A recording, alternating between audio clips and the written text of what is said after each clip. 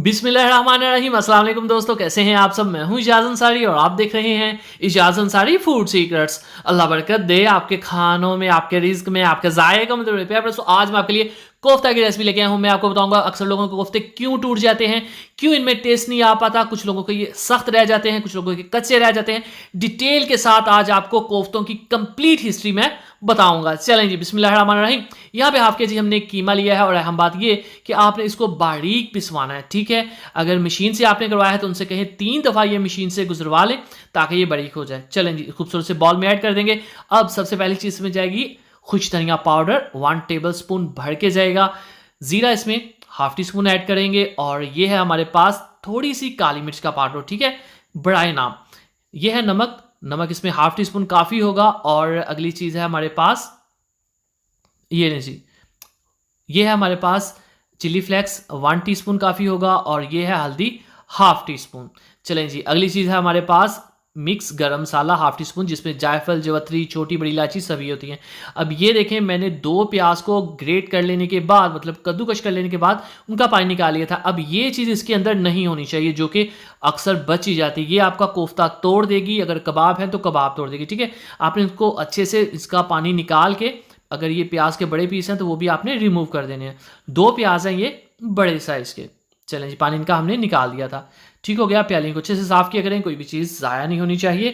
तो यहाँ पे अब ये देखिए, अंडा है, हाफ के जी कीमा है तो इसमें हाफ अंडा काफ़ी होगा, ठीक है। पूरा अंडा अगर डालेंगे तो ये नरम पड़ जाएगा। मैं आगे जाके आपको बताऊँगा कि अगर ये नरम हो जाए तो क्या करना चाहिए।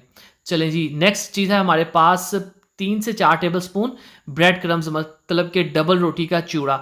इसके 2 फ़ायदे हैं। एक फ़ायदा तो ये कि इससे ये जो बैटर है ये थोड़ा सा थिक हो जाएगा, और दूसरा इससे हमारे कोफ्ते भी अच्छे बन जाएंगे। 1 टेबल स्पून अदरक लहसुन का पेस्ट है, और ये है हरी मिर्चें, 3 छोटे साइज़ की हरी मिर्चें कूट के हम इसमें ऐड करेंगे। और ऑफ कोर्स अब इनको करेंगे मिक्स। अच्छा, अब ध्यान से सुनिएगा।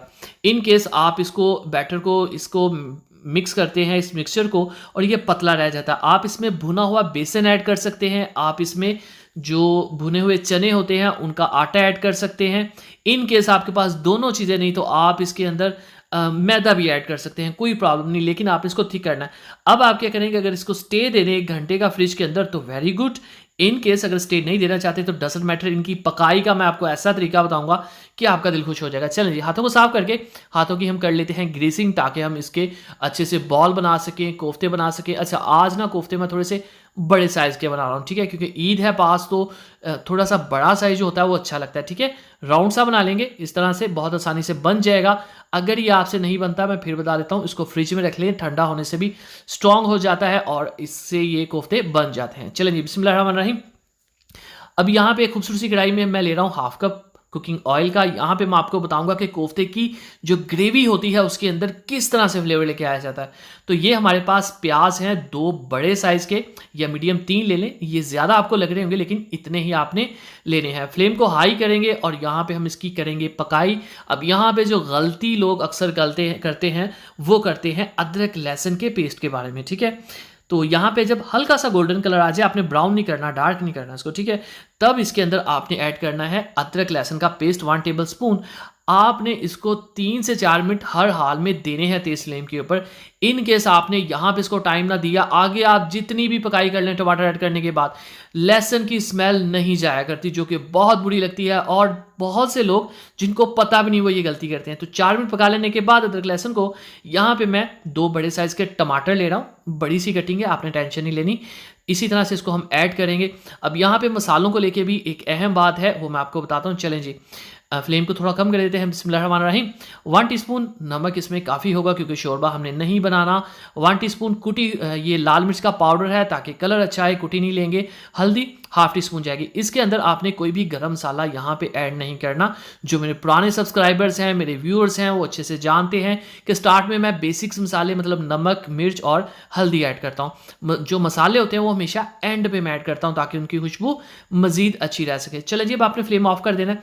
इनको निकाल के आपने जब टमाटर नरम हो जाए तब इनको आपने ग्राइंडर में डाल के, जिसमें हम मिल्क शेक बनाते हैं, इसको पीस लेना है। बहुत ज़्यादा नहीं पीसना, बस मीडियम सा आपने इसको पीस लेना है, ठीक है, ताकि हल्का सा दाना बचा रहे। ठीक हो गया।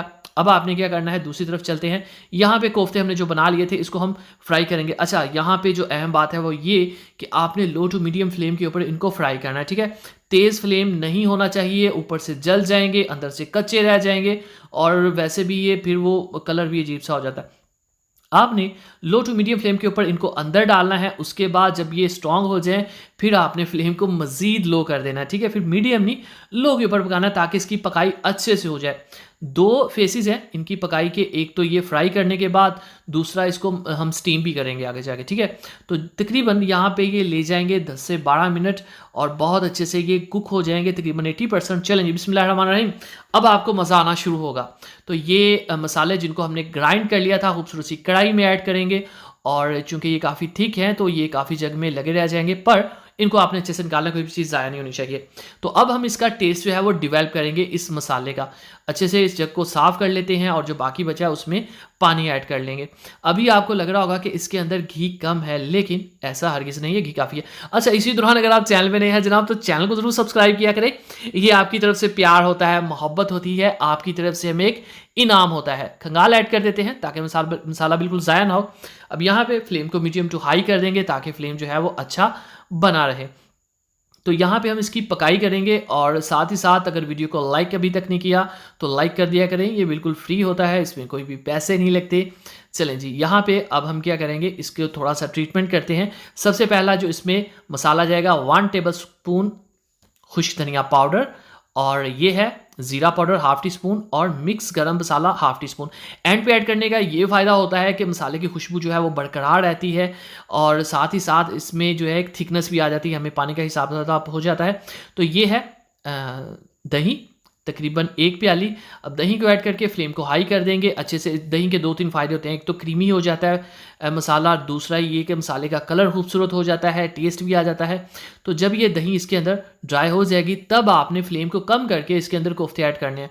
अच्छा, कोफ्ते ऐड कर लेने के बाद आपने फ्लेम को लो कर देना है। यहाँ पे हम स्टीम करेंगे कोफ्तों को, जो थोड़ी बहुत कसर रह गई थी वो यहाँ पे पूरी हो जाएगी।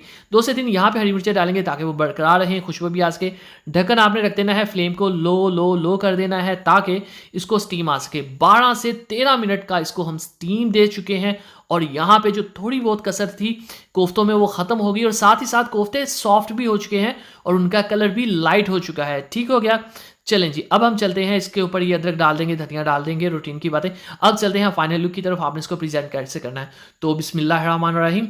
तो माशाअल्लाह अल्हम्दुलिल्लाह, देखें जी मेरे अल्लाह की शान, उसकी रहमतें नेमतें और बरकतें जो इसने हमारे हाथों में हमारे खानों में। चैनल को सब्सक्राइब कीजिएगा, वीडियो को लाइक कीजिएगा, प्यारा सा खूबसूरत सा कमेंट कीजिएगा।